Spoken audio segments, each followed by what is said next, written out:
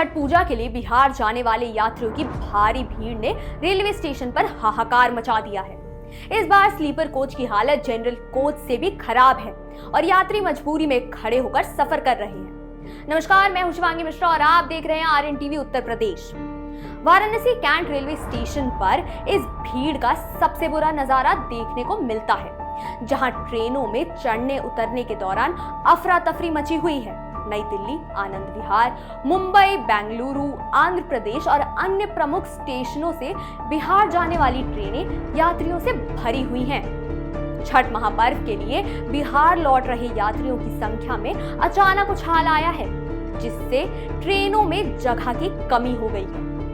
Platform पर लंबी कतारें लगी हैं और हर ट्रेन खचाखच भरी हुई नजर आ रही है।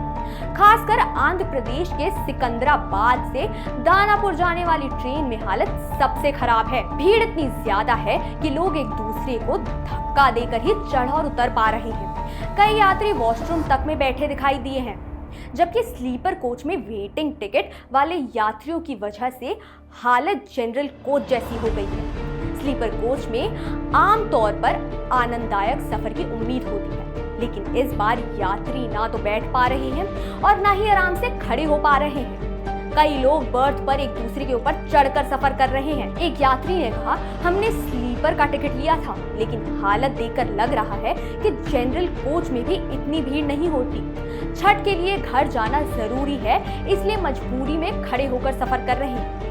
रेलवे ने छठ के लिए एक्स्ट्रा ट्रेनें चलाने का दावा किया था, लेकिन भीड़ देखकर लगता है कि यह पर्याप्त नहीं था।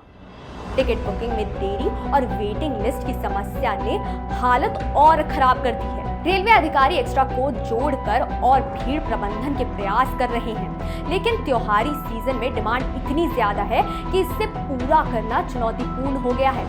वाराणसी से गुजरते ट्रेनों में भी स्थिति गंभीर है। प्लेटफॉर्म पर सुबह से ही यात्रियों की भारी भीड़ जमा हो गई है और कई ट्रेनों को निर्धारित समय से देरी से चल रही है, जिससे अफरा तफरी और बढ़ गई है। स्थानीय लोगों ने रेलवे से मांग की है कि त्योहार के दौरान यात्रियों के लिए विशेष प्रबंधन किए जाएं, ताकि वे सुरक्षित और सहज सफर कर सके।